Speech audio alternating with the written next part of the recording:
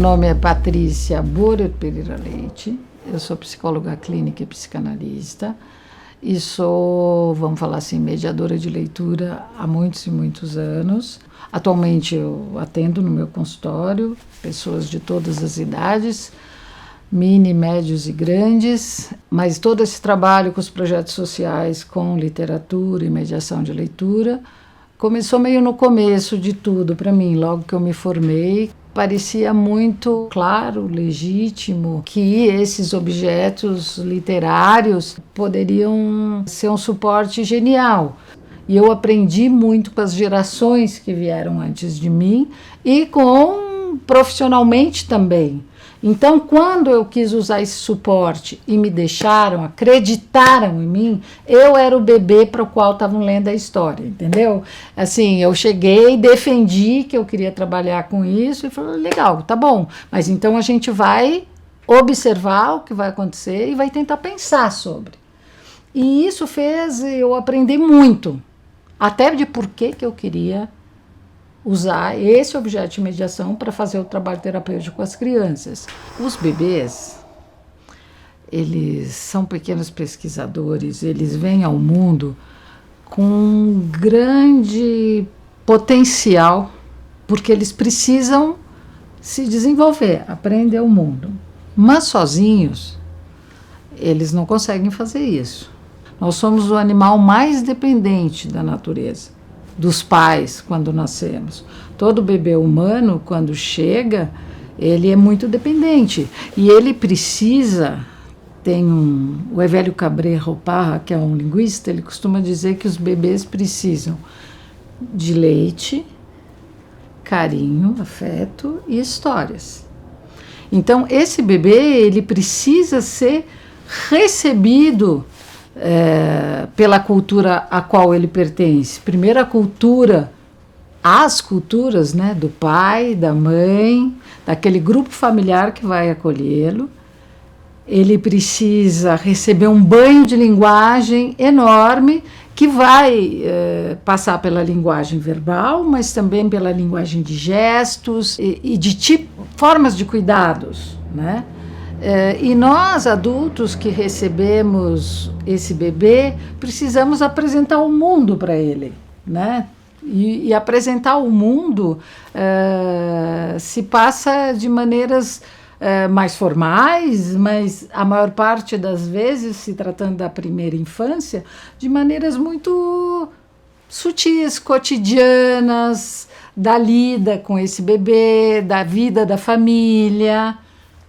O livro, ele é portador de linguagens. Hoje em dia, na atualidade, apesar de toda a tecnologia, talvez ele seja o suporte mais democrático, mais estável, portador de linguagens de qualidade. Claro que tem uma enorme produção de livros, de literatura infanto-juvenil, que é a literatura que a gente está falando aqui, mas tem muitos livros de qualidade e uma produção enorme no Brasil. Então, o livro é um suporte, é um tesouro, né? É um objeto cultural que carrega em si muitas possibilidades, muitos conhecimentos. Um livro como esse, esse é um livro pequenininho, as crianças gostam dos livros pequenininhos, na verdade gostam de livro de tudo quanto é tamanho, os pequenos. Eles brincam muito, antes de eles entenderem o que esse objeto é, eles brincam muito com esse objeto, aí aos pouquinhos eles se dão conta que esse objeto faz os adultos falarem, e assim por diante, mas a gente volta nisso. Mas, por exemplo, esse livro, ele é um livro de esconde-esconde. Você lê isso para um bebê de 9 meses, ele vai morrer de dar risada. Ele está entendendo tudo? Olá, eu estou aqui. Onde está o papai? O papai está aqui. E assim por diante, e você vai ver, as crianças pequenas adoram se esconder e brincar. Esse livro é um livro que fala de algo, uma experiência da criança.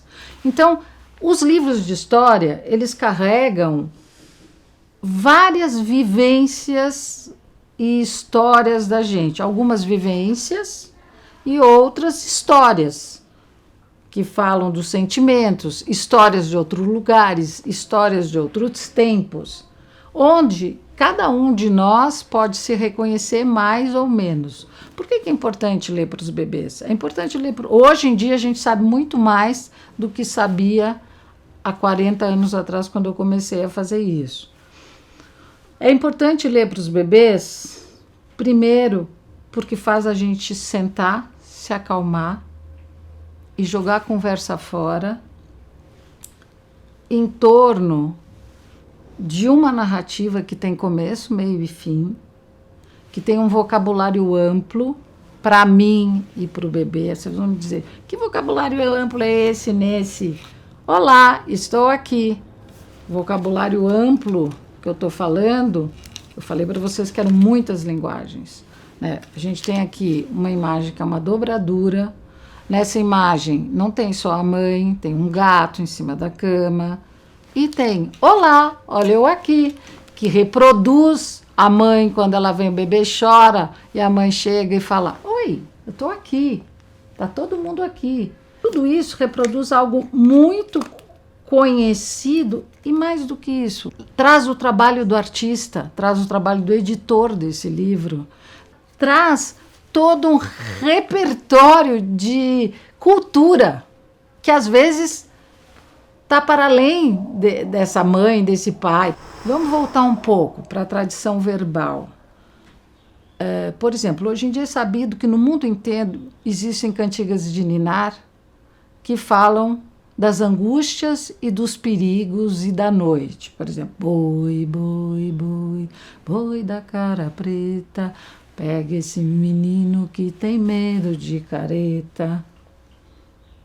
Na verdade, quando uma mãe, um pai cantava isso, em geral as mães, estava ninando, a criança não queria dormir, ela estava cansada, ela não sabia como acalmar aquele bebê. Quando ela está falando do boi da cara preta, que tem medo, ela está falando do medo dela, de que aquela situação, que ela não possa descansar, ela está falando da angústia dela naquela situação. Mas ela está embalando o bebê, ela está encostando o bebê no coração, o bebê está ouvindo o ritmo do batimento cardíaco dela, que em geral, se é a mãe, ele ouviu durante os 9 meses de gestação. Espontaneamente ela está balançando e ela está acalentando ele e ele dorme. Só que ela está usando palavras e cantigas porque ela precisa disso também. Então, quando a gente está lendo histórias para uma criança pequena, bem pequenininha, e desde muito pequenininha, no 4º mês de gestação, o bebê já ouve os barulhos externos. Um bebê, quando nasce, reconhece a voz de todas as pessoas próximas. Nas famílias ciganas, por exemplo, do norte europeu, o pai compõe uma música para o bebê que ele canta durante toda a gestação. O bebê, quando nasce, reconhece a voz do pai e reconhece essa canção. Numa casa onde tudo está se passando bem e chegou um bebê, todo mundo começa a falar esquisito. Ai, que gracinha, meu gordinho, meu fofinho, eu vou te comer, eu vou te pegar, eu vou fazer. E também nessas famílias a gente rega, até porque a gente precisa disso, toda a lida com o bebê de histórias. Nossa, a mamãe estava tão cansada, mas ela pôde descansar um pouquinho. Que bom que você dormiu um pouquinho, porque a mamãe estava tão cansada.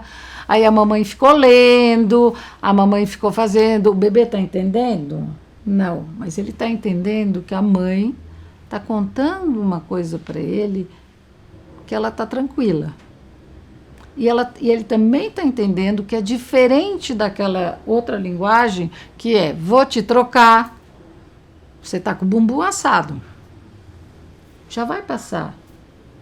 Então, existem formas de linguagem que contam histórias e formas de linguagem que são mais normativas, factuais, pontuam um acontecimento. né? Para o bebê se desenvolver, ele precisa, desde muito pequenininho, receber essas formas de linguagem. Se não falassem com ele, seria uma catástrofe, né? Seria uma catástrofe. Uma criança, mesmo recebendo, existiram muitos estudos nisso, sendo alimentada, trocada, se ninguém falar com ela, ela não se desenvolve. Toda criança, para se desenvolver, ela precisa brincar. Para ela brincar, ela precisa de linguagem.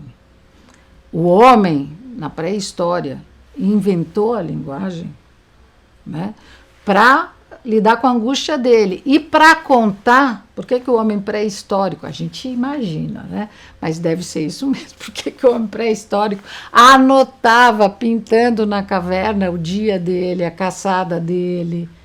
Primeiro, era um jeito de ele documentar aquilo. Por que razão a gente não sabe, mas também para contar para quem ficou dentro da caverna para se proteger, né? Então, a gente cria a literatura para nomear nossa angústia.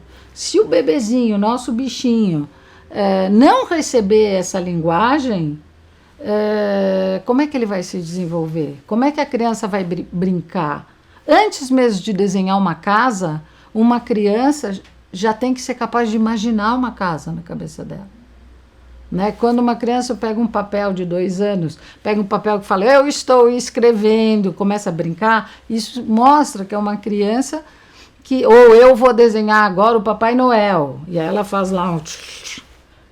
Isso mostra que na cabeça dela, ela ainda não sabe desenhar, mas na cabeça dela ela já é capaz de se representar um Papai Noel. É fundamental que o bebê receba esse banho de linguagens. O livro de literatura se revelou, infanto-juvenil, principalmente os álbuns ilustrados, se revelou um suporte genial de transmissão dessa literatura, dessa capacidade poética, porque além de nós criarmos narrativas para lidarmos com os nossos medos, nossas angústias, com a nossa memória, para transmitir os conhecimentos da nossa família, porque nós somos seres poéticos. Todos nós temos repertório. Quando a gente não se recolhe, a criança que nos acompanha não entende nada. Por exemplo, está vivendo uma situação de luto familiar, de guerra, de desemprego. É melhor contar, se conseguir, de doença, contar se conseguir para a criança que está preocupado com isso, que por isso não está conversando muito, do que emudecer e não dar significado. As crianças, em geral, nessas situações, nos fazem falar. Porque elas precisam, então elas nos fazem falar. Elas vão lá, cutucam, né? Elas perguntam ou repetem algo que elas ouviram, porque ainda tem isso. A gente acha que elas não estão entendendo nada do que a gente está falando quando não está se dirigindo a elas. Elas estão ali captando. Então, como eu não posso garantir, e nem deveria, né, que eu não me emocione, que a vida me apronte uma surpresa desagradável, se eu puder ter para mim e para o meu bebê um livro de literatura e contar histórias para ele, isso ser um ritual, que nem os ciganos, independente do que estiverem acontecendo, cada pai faz uma música para o seu bebê e canta durante... É um ritual deles, né? É um ritual de acolhimento. Ler uma história para o seu bebê, contar... eu não sei ler. Então conta uma história para o seu bebê. Conta o seu dia para o seu bebê, né? Pode ser uma maneira da gente garantir algo, um grande alimento muito importante e que também pode acompanhar a minha relação com esse bebê pela vida fora.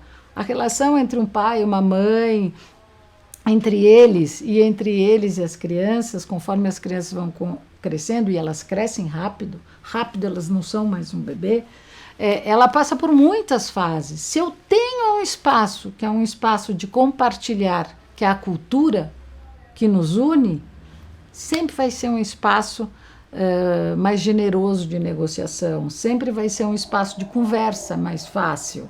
A mídia digital, hoje em dia, livros digitais, tem coisas muito legais, mas que são diferentes. Um bebê não lê ainda a letra, né?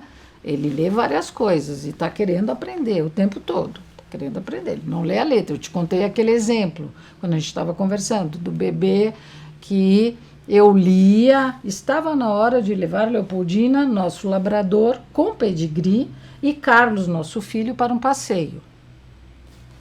Silêncio. Aí, o bebê, eu começava. Chegando ao parque, tirei a coleira de Leopoldina. Na mesma hora surgiu um vira-lata.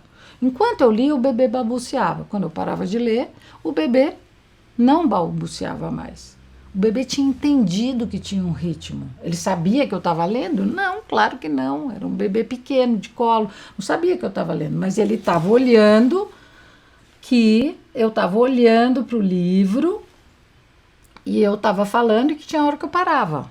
São os ritmos da linguagem, né? E o bebê estava intrigado, bebês são muito sérios. Estava intrigadíssimo, assim, ó, com as testinha assim, porque em vez de eu estar olhando para ele, eu só olhava quando eu parava de ler, porque eu estava lendo e eu olhava, eu estava olhando para o livro. E a maior parte das vezes, quando a gente fala para um bebê, a gente olha para ele. Quando a gente não olha para ele, a gente olha para o mundo. Quando a gente olha para o mundo, a gente leva ele para o mundo. Importante um bebê ir para o mundo. Importante o bebê ir crescendo, se separando do pai, da mãe, indo para o mundo e sabendo, né, coisas do mundo, né? O que é diferente do iPad?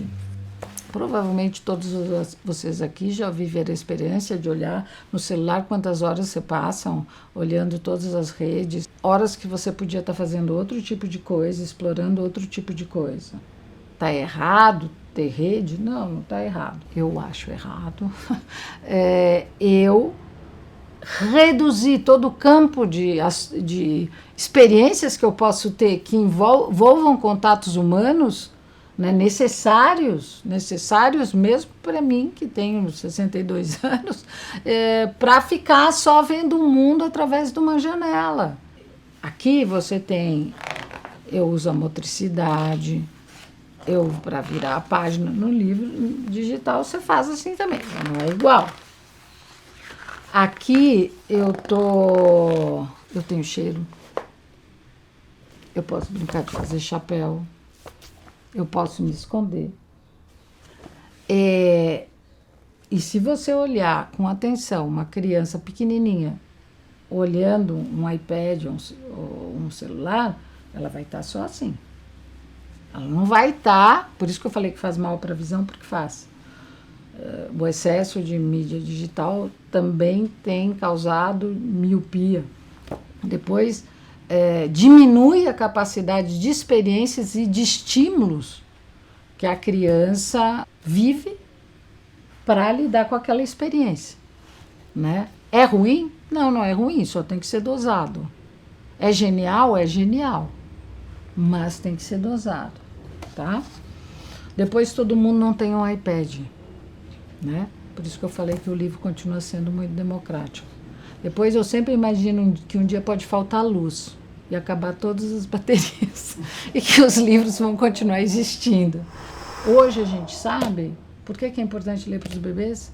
É importante ler para os bebês porque a gente possibilita todo esse campo de conhecimento, de troca, de aprendizagem, de acalanto, de nutrição. Além do que a gente está ajudando, ele nos ajuda a apresentar o mundo para as crianças, ele nos ajuda a perceber que a gente aprende com as crianças também, que não somos só nós, pais, tios, professores, que estamos levando coisas para as crianças, que as crianças também podem nos mostrar coisas.